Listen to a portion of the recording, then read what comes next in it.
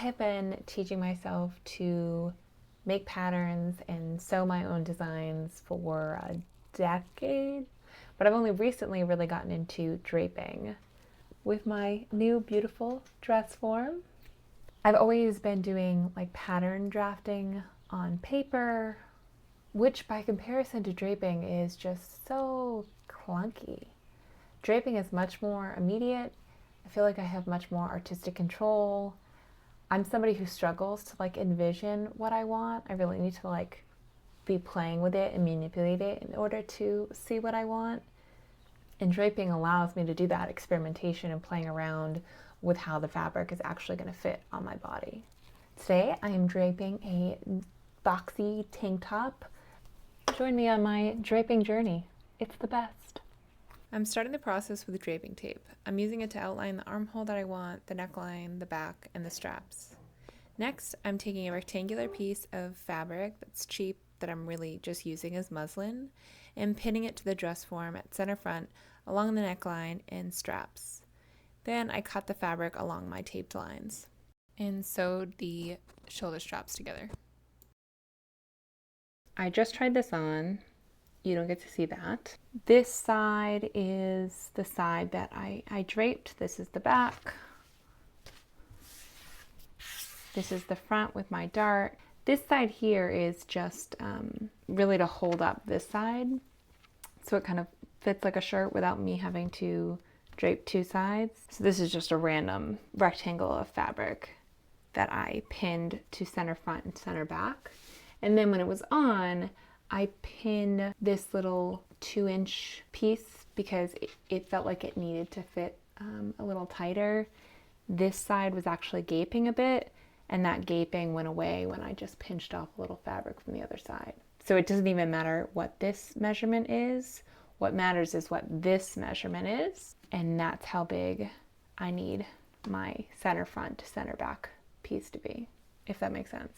Because that's half the total circumference of my like upper bust, and we need that to be the same measurement as my ultimate center front, center back. So it's 19 1/4. So now I can unpin this 19 1/4. I should write that down somewhere.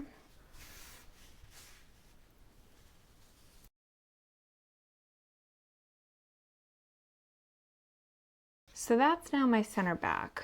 It kind of messes up my straps, you know? I don't think I want the straps to meet in the middle, do I?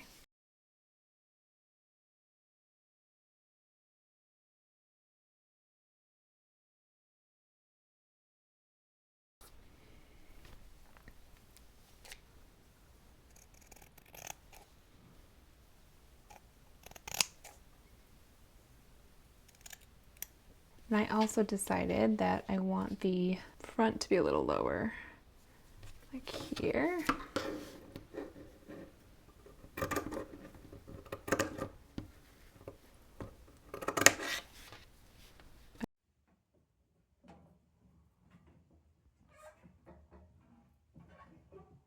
I unpicked my muslin pieces and cut it along the side seam as well as along where the straps meet the bodice because I want those to be separate pieces.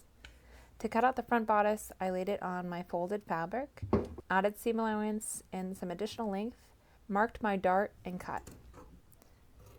This is another example of something that I'm not sure if it's very obvious or helpful, but before cutting out along the side where the dart is, I cut like way beyond the seam allowance, and then I fold the dart and then cut along that edge. This just makes sure that the seam allowance is the right shape when it's sewn. This piece didn't have a huge difference because the curve is fairly flat, but sometimes your dart fold when unfolded creates like a kind of jagged looking line, and you want to account for that in the fabric when you cut it out. I copied my dart markings onto the other half of the bodice before moving on to the straps. For the straps, it's a similar process. Here I did a bit of smoothing out of the edges though.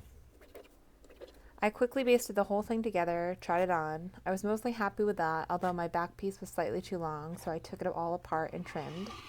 I ironed everything really nice and flat, and used those pieces as patterns to create a pattern on paper and cut out my lining. For the straps, I added some interface, then sewed my main and lining pieces together right sides facing, trimmed the seam allowance with pinking shears, turned that right sides out, pressed it really carefully, and then top stitched along the inner part of the neckline. I assembled my main fabric front and back pieces and my lining fabric front and back pieces, and then attached those along the neckline, inserting the straps as I did. Once that was all together, I added some rickrack along the neckline. Lastly, I cut 2 rectangles that were about 7 inches tall and about as wide as the entire circumference of the bottom of the bodice. I sewed those 2 rectangles together to make a giant tube that was twice as big as my shirt bottom. And then I used the longest stitch on my machine to sew a straight stitch line along the top, 1/4 of an inch from the edge and 5/8 of an inch from the edge. I pulled the thread ends of those stitches, gathering the fabric down to the circumference of my bodice, and then attached it to the bottom of the bodice.